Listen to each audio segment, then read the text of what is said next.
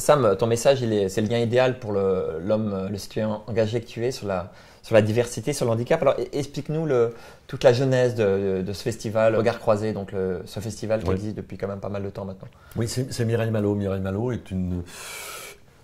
on pourrait dire une madame tout le monde, mais sa vie a été bouleversée parce que voilà, elle a été confrontée en ayant une fille handicapée, le syndrome de Rett, qui est un truc terrible, très peu de gens, des maladies comme ça, où la science et la médecine n'a pas beaucoup de solutions, il n'y a pas de solution.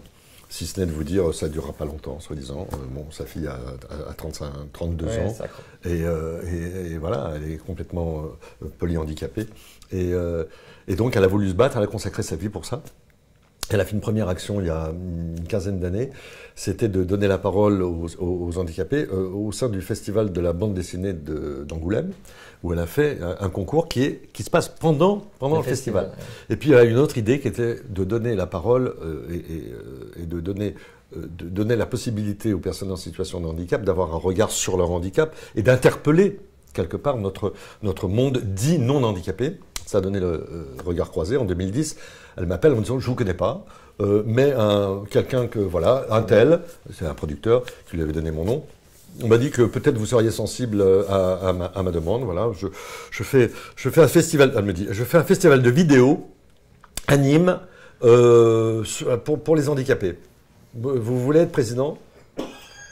Alors au départ, on va parler un petit peu, parce que dit comme ça, c'est pas franchement très bon. Très alléchant. Mais elle commence à me parler, et je vois, et j'entends la vérité, j'entends la sincérité, j'entends cette femme qui me touche le cœur. J'y vais, et effectivement, je vois un festival de vidéos à Nîmes, mais je repars totalement. J'avais pas de. Bon, il se trouve que aussi j'ai une sœur handicapée qui a une polio, donc.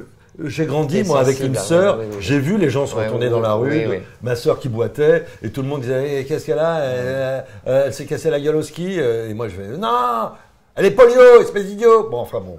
Donc, je la défendais, tout ça. Et puis, j'ai vu aussi la vie. Elle, comment elle a pris en main, ma sœur, comment elle a pris en main son handicap. En France, on voulait pas d'elle. Elle est belle comme le jour. Hein. Bon, elle a une patte folle, mais belle comme le jour. Elle allait pour demander un job à 18-20 ans, hôtesse d'accueil. Et puis elle marchait en lui disant « Excusez-moi, mademoiselle, mais vous avez eu un accident ?» Elle fait « Non, je suis polio. » C'est horrible. Et là, elle a compris que ça n'allait pas être possible en France. Elle est partie aux États-Unis. Elle a fait toute sa vie professionnelle aux États-Unis, où, je ne veux pas dire que les États-Unis, c'est génial. Oui, mais les anglo-saxons... Il y a un regard sur le handicap qui est différent du nôtre. Et donc, voilà. Fermer la parenthèse, ça c'était pour la petite histoire qui m'a relié moi personnellement, mais au-delà de ça, Mireille m'a demandé d'être président. Je suis ressorti très très bouleversé de voir comment les handicapés parlaient d'eux-mêmes, avec quelle dérision, avec quel humour parfois, souvent, et tout handicap confondu, hein, physique, mentaux, tout, visible, invisible, tous les handicaps. Et elle m'a dit, écoute, tu es merveilleux, tu vas rester président à vie de Regard Croisé. J'ai dit non, il n'y a que dans les mauvaises dictatures on est président à vie. Mais par contre, je vais, moi, t'aider dans cette association.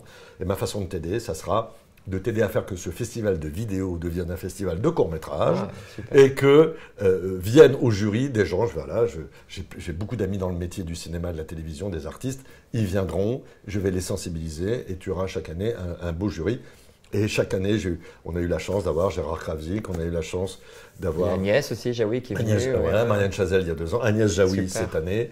Et Agnès Jaoui qui m'a fait un deuxième grand cadeau, c'est de participer à la...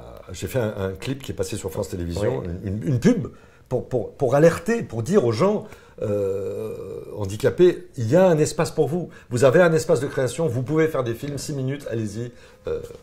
Inscrivez-vous et voilà. Et comme ça, on parle, on rend à la fois la dignité qu'ils méritent et à la fois on fait aussi le